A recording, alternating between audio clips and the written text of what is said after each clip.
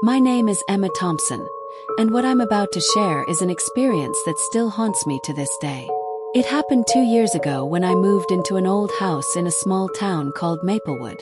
I had just started a new job and needed a place to stay, and this house seemed perfect, affordable, full of character, and close to my work. Little did I know it was also full of something else. The house was beautiful, with its creaky wooden floors, high ceilings, and large windows that let in plenty of light. The previous owner, Mrs. Henderson, had passed away a few months earlier, and the property had been vacant since. The neighbors spoke highly of her, saying she was kind and well-liked. The first few nights were uneventful. I spent my time unpacking, decorating, and settling in. However, on the fourth night, things took a turn. I was lying in bed, reading a book, when I heard a faint whisper. At first, I thought it was just the wind, but then I heard it again, clearer this time. It sounded like a woman's voice, soft and mournful. I got up and walked around the house, checking the windows and doors. Everything was locked, and there was no sign of anyone outside. I convinced myself it was just my imagination and went back to bed. The following night, the whispering returned, this time accompanied by soft footsteps. They seemed to come from the hallway outside my bedroom. My heart raced as I listened, trying to make sense of the sounds. Gathering my courage, I opened the door and stepped into the hallway. It was empty, but the air felt heavy, almost oppressive. I went back to bed, but sleep was elusive. The whispers and footsteps continued, growing louder and more insistent. I began to feel a presence in the house, something unseen but undeniably there. Over the next few days, the activity escalated. Lights flickered on and off, doors creaked open by themselves, and I often felt the sensation of being watched. One night, as I was brushing my teeth, I saw a shadow move behind me in the bathroom mirror. I turned quickly, but there was nothing there.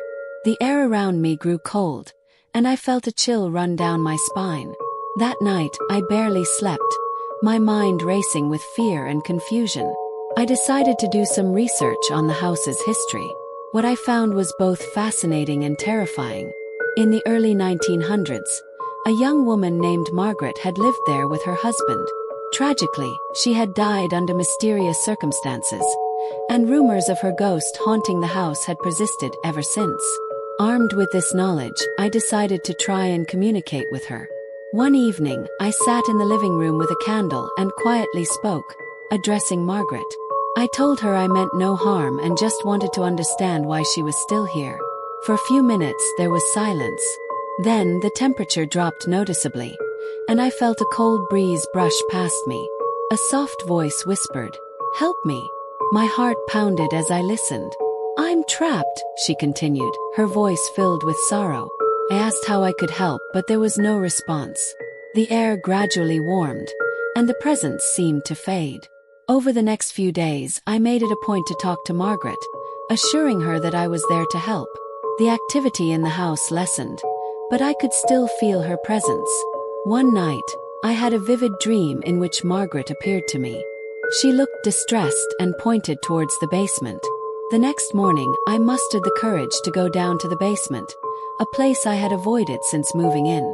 It was dark and damp, with an eerie atmosphere. As I searched, I found an old, dusty trunk hidden in a corner. Inside, I discovered letters and photographs that told Margaret's story. Her love for her husband, her tragic death, and her longing for peace. I took the letters and photographs to a local historian, who helped me piece together her story.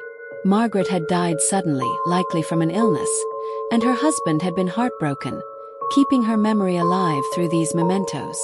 That evening, I sat in the living room again and spoke to Margaret, telling her that I had found her letters and understood her story.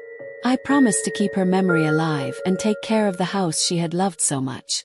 The atmosphere in the house lightened, and the oppressive feeling lifted. From that night on, the hauntings ceased. I no longer heard whispers or footsteps, and the feeling of being watched disappeared. I believe Margaret found the peace she needed, knowing that her story was understood and remembered.